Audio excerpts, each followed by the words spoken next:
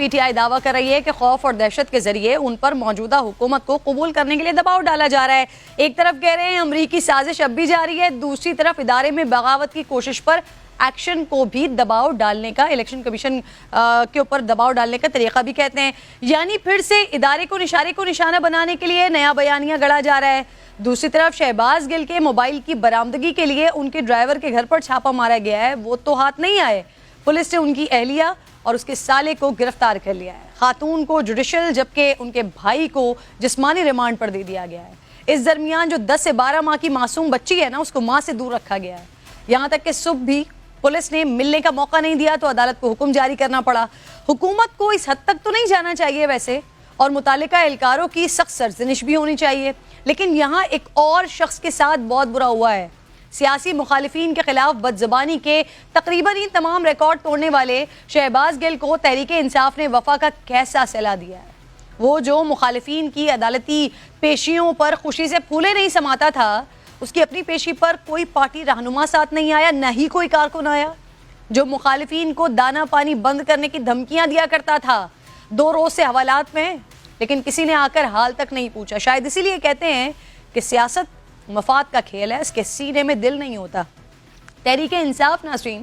اب شہباز گل کے بیان سے بھی لا تعلقی اختیار کر چکی ہے, البتہ مذمت کے لیے فی الحال تیار نہیں ہے. فواد چودھری صاحب کہہ رہے ہیں اسٹیبلشمنٹ سے نظر کرم کا تقاضا ہے. اچھا جی ناظرین, کچھ دیر پہلے عمران خان صاحب ایک تقریب سے خطاب فرما رہے تھے, کہہ رہے تھے حاکم وقت بھی جواب دہ ہے, اور وہ مثالیں مولائے کائنات کی دے رہے تھے.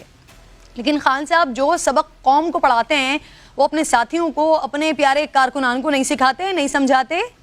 ممنوعہ فنڈنگ کیس میں اسد قیصر صاحب جواب دینے کے بجائے چلے گئے پشاور ہائی کورٹ, وہاں سے ریلیو لینے, اور عدالت نے ایف آئی اے کو اسد قیصر کے خلاف انکوائری سے روک بھی دیا. یعنی نہ کوئی سوال کرے, نہ کوئی پوچھے کہاں سے آیا, کیوں آیا, کتنا آیا. واہ انصافیوں واہ.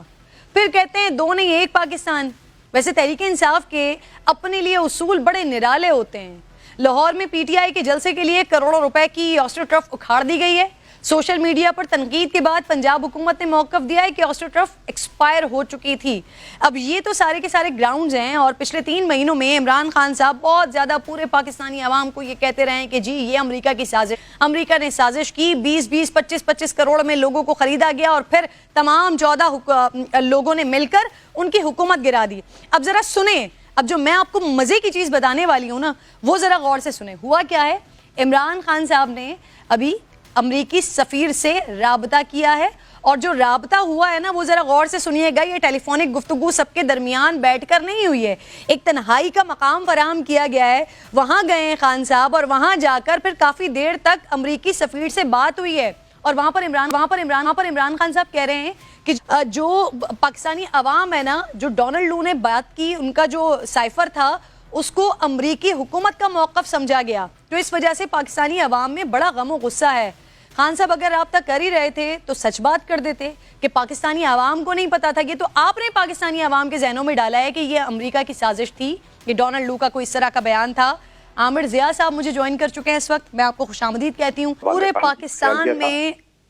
زبردست قسم کے جلسے کیے ہیں عمران خان صاحب نے, مسلسل پاکستانی عوام کو اس بتی کے پیچھے لگا کر رکھا ہے کہ یہ امریکہ نے سازش کی ہے, امریکہ کی سازش کے تحت ان کی حکومت گئی ہے, رجیم چینج کا پورا آپریشن امریکہ سے آپریٹ ہوا ہے. اور اب جب خان صاحب امریکی سفیر سے ملتے ہیں تو ان کو کہتے ہیں کہ جی کیونکہ پاکستانی عوام نے ایسا سمجھا کہ یہ آپ کی حکومت کا موقف ہے, ڈونلڈ لو کا جو بیان تھا, جو سائفر تھا, اس وجہ سے عوام میں بڑا غم و غصہ ہے. اس وجہ سے پھر خان صاحب نے اپنا یہ شکوہ ان کے سامنے رکھا ہے. عامر ضیاء صاحب کیا ہی اچھا ہوتا کہ خان صاحب یہ بتاتے کہ جی ہم نے پاکستانی عوام کو یہ سب کچھ بتایا ہے کہ رجیم چینج میں آپ شامل تھے.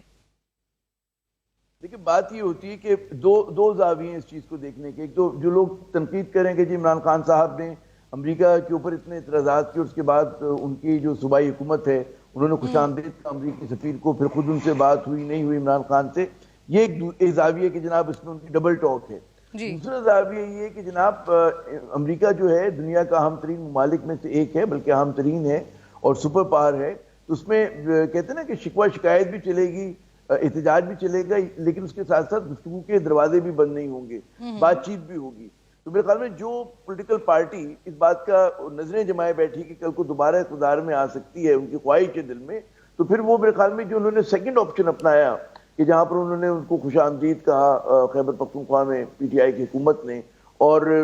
اگر ان کی بات ہوئی شکوہ شکایت رکھا نہیں رکھا یہ ہمیں نہیں پتا، جیسے کہ ابھی کوٹ کریں تو اچھی بات ہے اگر رکھا، اس کا مطلب یہ کہ ایک پریگمیٹک اپروچ ہے پی ٹی آئی کی، اور یہ میں کہوں گا کہ اٹس اے سینسیبل، یقیناً ایک عام آدمی تو کہے گا کہ جی یہ بڑی منافقت ہے اور آپ نے کیا کیا، لیکن ظاہر ہے کہ امریکہ سے کوئی پاکستان کو جنگ نہیں کرنی، اور یہ عمران خان کی بھی پارٹی میرے خیال میں اس نے کبھی یہ نہیں کہا کہ جی ہم امریکہ سے قطع تعلق کر لیں گے، صرف جو